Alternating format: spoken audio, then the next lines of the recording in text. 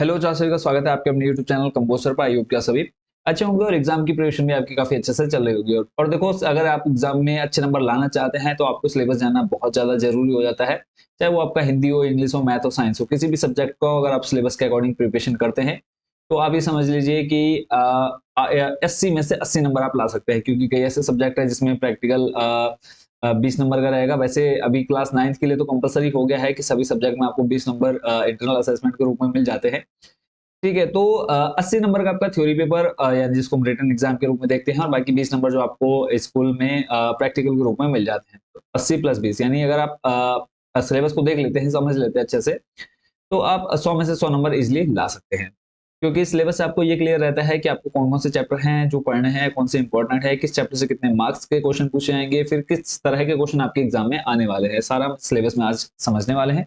बाकी लास्ट में मैं आपको बताऊंगा कि कहाँ से आप इस सिलेबस को डाउनलोड कर सकते हैं, और डाउनलोड करके जरूर उसका एक प्रिंट आउट निकलवा करके आप अपने पास रखिए और उसमें टिक करते हुए चलिए कि आपने ये टॉपिक पढ़ लिए। प्लस अगर आपको इंपॉर्टेंट क्वेश्चन चाहिए हाफ ईयरली या फिर ईयरली, अर्धवार्षिक या वार्षिक पेपर के लिए, तो वो भी आप ले सकते हैं। वो भी हम लास्ट में डिस्कस करेंगे। सीधा करते हैं पहले सिलेबस को स्टार्ट। तो आपके सामने सिलेबस आ चुका है 2024-25। कोड दे रखा है आपको हिंदी कोड। पेपर का जो कोड रहने वाला है 001 है। कक्षा 9 पूर्णांक यानी 100 नंबर का पेपर रहेगा, जिसमें आपका 80 नंबर का मैंने बता दिया है थ्योरी का पेपर होगा, और 20 नंबर का आंतरिक मूल्यांकन रहेगा। अब समय कितना मिलेगा? जो पेपर है आपका 80 नंबर का, उसमें टोटल आपको 3 घंटे मिलने वाले हैं। कितने घंटे? 3 घंटे। 3 घंटे के अंदर आपको पेपर सॉल्व करना होगा। और हिंदी जो है, हिंदी में 56 नंबर का तो आपका हिंदी से रिलेटेड आएगा, प्लस 24 नंबर का आपका संस्कृत से रिलेटेड आएगा। तो 56 प्लस 24 टोटल 80 नंबर आपके बनते हैं। अब हिंदी में भी देखो क्या क्या रहेगा। जो 56 नंबर है वो 56 नंबर भी किस किस टॉपिक से आएंगे। तो इसमें टोटल 4 खंड रहेंगे हिंदी में, 4 खंड हिंदी में और 3 खंड संस्कृत में।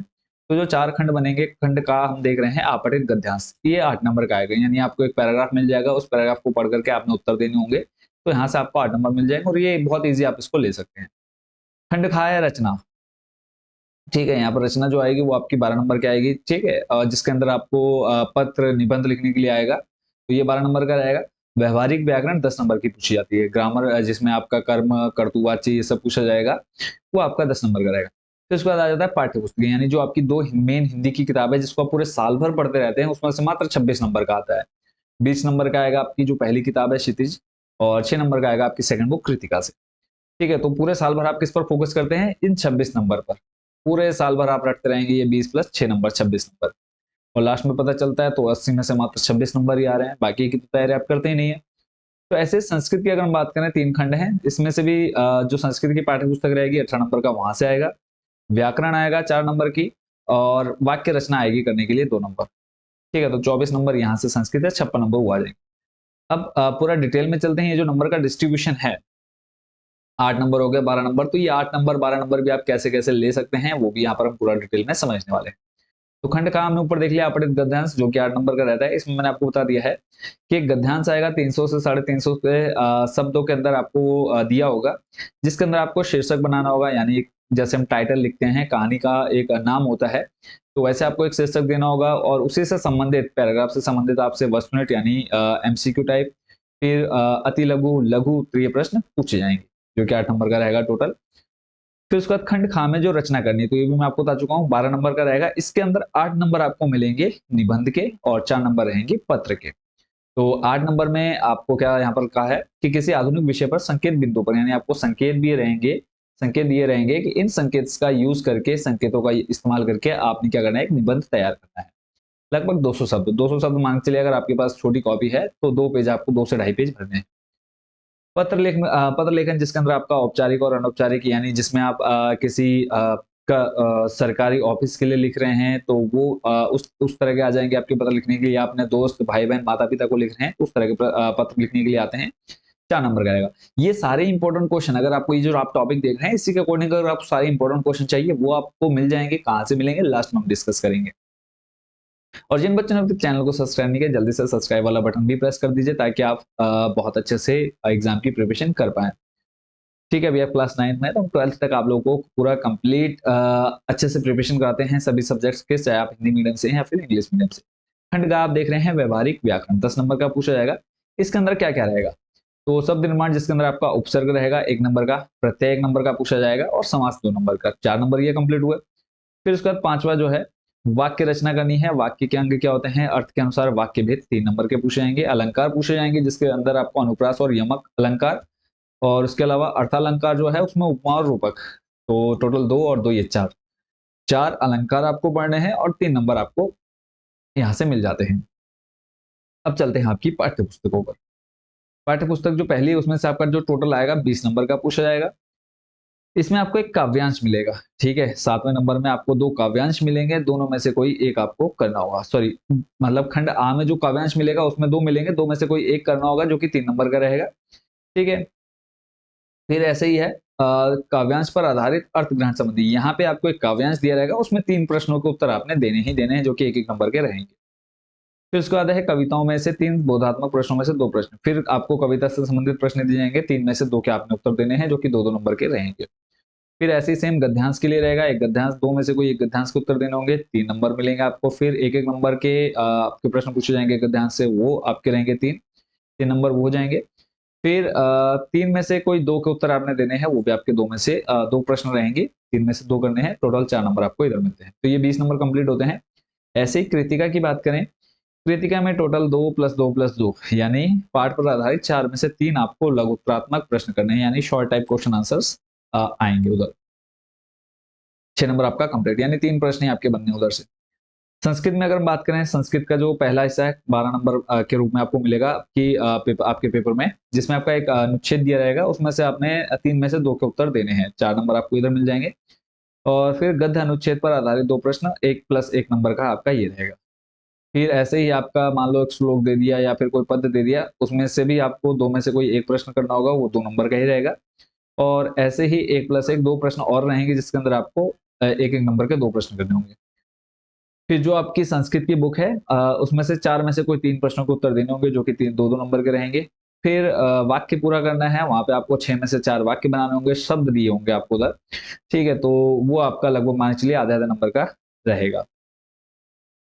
संस्कृत व्याकरण में आपको क्या-क्या पढ़ना है? तो इसके अंदर आपको संधि पढ़नी है, और संधि के अंदर भी आपको स्वर संधि में दीर्घ, वृद्धि और गुण, ये 3 प्रकार की संधियाँ आपको अच्छे से आनी चाहिए। फिर समास, कारक और उपसर्ग, ठीक है? तो 3 प्रश्नों में से 2 प्रश्नों के उत्तर देने हैं जो कि 2-2 नंबर के आपके रहेंगे।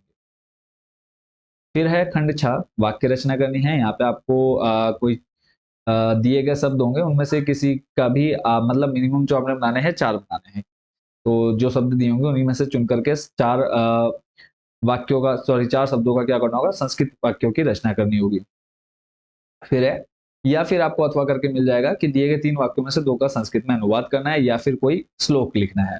तो आपने कम से कम 2 से 3 श्लोक याद कर लेने हैं अगर आपको अच्छे मार्क्स चाहिए। फिर उसके बाद बात करें कि जो आपके आंतरिक मूल्यांकन है, ठीक है? तो वो टोटल 20 नंबर का रहेगा, वो आपको पहले ही पता चल गया है, ठीक है? तो अब आपको कि कौन-कौन से चैप्टर जो हैं इस बार आपके सिलेबस में हैं, जो आपको पढ़ने हैं। तो कक्षा 9 क्षितिज जो है इसमें अंदर आपको पढ़ना है प्रेमचंद, जो कि 2 बैलों की कथा है, ल्हासा की ओर। और उसके बाद है उपभोक्तावाद की संस्कृति, सांवले सपनों की याद, मेरे बचपन के दिन। यानी जो क्षितिज है उसमें आपको 5 पार्ट पढ़ने हैं। काव्यखंड में जो पढ़ना है आपको, ये तो हो गया आपका गद्यखंड, और काव्यखंड में आपको सखिया एवं सबद, और उसके बाद सवई, फिर कैदी और कोकिला, ग्रामश्री, मेघ आए, बच्चे कहाँ पर जा रहे हैं। 6 पार्ट आपको काव्यखंड, 5 पार्ट आपको गद्यखंड से पढ़ने हैं, तो 6 और 5 आपके हो गए कितने? 11, ठीक है। कृतिका में आपको सिर्फ 2 चैप्टर पढ़ने हैं, एक है इस जल प्रलय में और दूसरा है रीढ़ की हड्डी, यानी 2 चैप्टर पढ़ करके आप 6 नंबर इजिली ला सकते हैं। संस्कृत की बात करें तो संस्कृत में सिर्फ आपको 5 चैप्टर पढ़ने हैं, परिचय, प्रहेलिका, धीराबाला, नंदाराज, यात्रा, चंद्रसिंह से गर्जना। तो ये 5 पार्ट आपको पढ़ने हैं, क्लियर है? और इसके अलावा अगर हम बात करें, आपके जो 20 नंबर हैं प्रैक्टिकल के रूप में मिलते हैं, जिसके अंदर आपको श्रवण कौशल के 4 नंबर, वाचन कौशल के 4 नंबर, परियोजना कार्य में आपको विषय वस्तु, भाषा एवं प्रस्तुति, मौलिकता 4 नंबर की रहेगी, परियोजना कार्य पर आधारित मौखिकी 3 नंबर, और सतत मूल्यांकन जो आपके मंथली टेस्ट होते हैं, यूनिट टेस्ट होते हैं, उसके भी जो मार्क्स होंगे वो 5 के रूप में 5 में कन्वर्ट करके आपको दिए जाएंगे, तो टोटल 20 नंबर आपको इधर मिल जाते हैं। तो इसी के अकॉर्डिंग आपने प्रिपरेशन करनी है। तो इधर आंतरिक मूल्यांकन के लिए आपको क्या-क्या पढ़ना है वो भी पूरा आप बच्चों यहाँ पर डिटेल में देख सकते हैं। तो ये सिलेबस जरूर आप डाउनलोड अच्छे से करके अपने पास रख लीजिएगा, प्रिंट आउट निकलवा लीजिएगा। आई होप बच्चों पूरा समझ गए होंगे। अब इंपॉर्टेंट क्वेश्चन कैसे ले सकते हैं या फिर आपको सिलेबस चाहिए कैसे ले सकते हैं, तो उसके लिए कुछ स्टेप्स आपको फॉलो करने को, गूगल पे जाना है, सर्च करना है आपने कंबोज सर। आपके सामने हमारी वेबसाइट का ऑफिशियल पेज आएगा, इस पर क्लिक करना है, थोड़ा सा नीचे स्लाइड करना है, ऑप्शन मिल जाएगा आपको सिलेबस 2024-25। सिंपली आपने इस पर क्लिक कर लेना है। पहले हम सिलेबस को समझ लेते हैं कैसे डाउनलोड करना है। तो आपने यहाँ से क्लास 9 सेलेक्ट कर लेनी है। 9th में आने के बाद यहाँ पे आपको सब्जेक्ट मिल जाएंगे। जैसे आप हिंदी पर क्लिक करते हैं, आपके सामने सिलेबस ओपन हो जाएगा। तो इस तरह से आप पूरा सिलेबस डाउनलोड कर सकते हैं। अब बात करें इंपॉर्टेंट क्वेश्चन की, तो जब आप वेबसाइट के होम पेज पर आते हैं, तो जस्ट नीचे आपको मिल जाएगा टॉप 30 क्वेश्चंस 2024-25। तो इस पर आपने क्लिक कर लेना है। क्लिक करने के बाद नेक्स्ट आपने क्लास अपनी चूज कर लेनी है, class 9 top 30 question with solution. अब यहाँ पर आपको सब्जेक्ट मिल जाएंगे हिंदी, अंग्रेजी, गणित, विज्ञान और सामाजिक विज्ञान। ठीक है। अब बात करें कि ये जो आपको इंपॉर्टेंट क्वेश्चन है वो आपको परचेज करने पड़ते हैं बहुत ही कम कॉस्ट में, 20 रुपए 30 रुपए। जैसे हम हिंदी की बात करें तो हिंदी पर हमने क्लिक कर दिया, हिंदी पर क्लिक किया, उसके अंदर हमको टॉपिक दे दिए गए हैं। अगर आपको महत्वपूर्ण पत्र व निबंध चाहिए, जैसे हमने इस पर क्लिक कर लिया, यहाँ पे आपको जितने टॉपिक वाइज पीडीएफ दे रखे हैं सबकी कॉस्ट आपको देखने को मिल जाएगी। देखो 25, 15, 15, 20, बहुत ज्यादा कॉस्ट नहीं है। और कॉस्ट भी इसलिए रखी है क्योंकि बच्चों एक एक क्वेश्चन सिलेक्ट करने में काफी मेहनत भरा काम है, फिर उसको पीडीएफ में कन्वर्ट करना, फिर वेबसाइट पर अपलोड करना काफी, और वेबसाइट की मेंटेनेंस चार्ज भी काफी हाई रहती है। तो इस वजह से इस पर बहुत कम चार्ज रखा गया है, ताकि आप लोगों को भी ज्यादा ना लगे। ठीक है, और हमारा भी जो पूरा खर्चा है वो भी निकल जाएगा। ठीक है, अगर आप इनको परचेस कर लेते हैं तो ये पूरी प्रोसेस आप अच्छे से समझ होंगे कैसे आप इसको परचेस कर सकते हैं। अगर जो बच्चे डायरेक्ट वेबसाइट से नहीं लेना चाहते, आप हमको व्हाट्सएप पर भी मैसेज कर सकते हैं। ये हमारा व्हाट्सएप नंबर है। इस व्हाट्सएप नंबर पर आप मैसेज करके आप जिस क्लास में हैं वो बताना है, जो सब्जेक्ट की पीडीएफ चाहिए और कौन सी पीडीएफ चाहिए वो आपने हमको बता देना है। हम आपको क्यूआर कोड दे देंगे, उस क्यूआर कोड पर आप पेमेंट करके पीडीएफ डायरेक्ट अपने व्हाट्सएप नंबर पर ले सकते हैं। आई होप बच्चों पूरी प्रोसेस आप अच्छे से समझ गए होंगे और अच्छे से तैयारी करते रहिए। कोई क्वेश्चन, कोई डाउट आपके मन में हुआ तो आप कमेंट बॉक्स में या फिर इस व्हाट्सएप नंबर पर भी पूछ सकते हैं। तो मिलते हैं नेक्स्ट वीडियो में अदर सब्जेक्ट के सिलेबस के साथ। Thank you so much watching for this video and best wishes for your exams.